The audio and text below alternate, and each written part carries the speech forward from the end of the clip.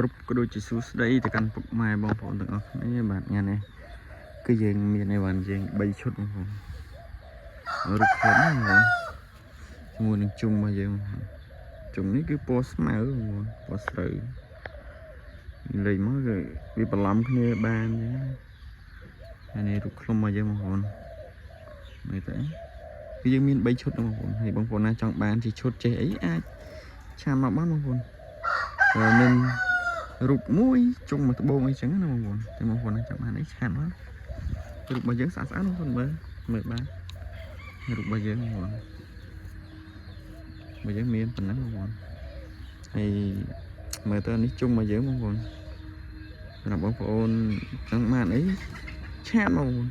ហើយបងប្អូននៅក្នុង YouTube អីអាចខលមកលេខទូរស័ព្ទខ្ញុំបានបងប្អូនលេខទូរស័ព្ទខ្ញុំ088 50 85 850កូដបងប្អូនហើយបញ្ជាក់តិចទីតាំងខ្ញុំនៅខេត្តពោធិ៍សាត់បងប្អូនចង់មកដល់ទីតាំងក៏បានចង់យកឲ្យផ្ញើក៏បានអញ្ចឹងណាបងប្អូនអញ្ចឹងណាហើយយីវ៉ាន់យើងមានប៉ុណ្ណឹងបងប្អូនមើលទៅជុំរបស់យើងមាន3ត្បូងរូបរបស់យើង3នេះបងប្អូនចង់បានឆាតមកបងប្អូន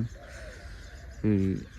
រូបហ្នឹងសល់តែប៉ុណ្្នឹងទេហើយបើជុំយើងនៅមានបងប្អូនជុំដោយសារជុំយើងទិញខ្សែមកធ្វើច្រើនអញ្ចឹងណាហើយសម្រាប់រូបវាយើងចង់ឲ្យដោយសារយើងអត់សូវបានលេងបងប្អូនអញ្ចឹងអត់បានមានរូបចាក់ថ្នាំទេអញ្ចឹងណាហើយនេះជុំមកយើងបងប្អូនមើលទៅតាមការគូអ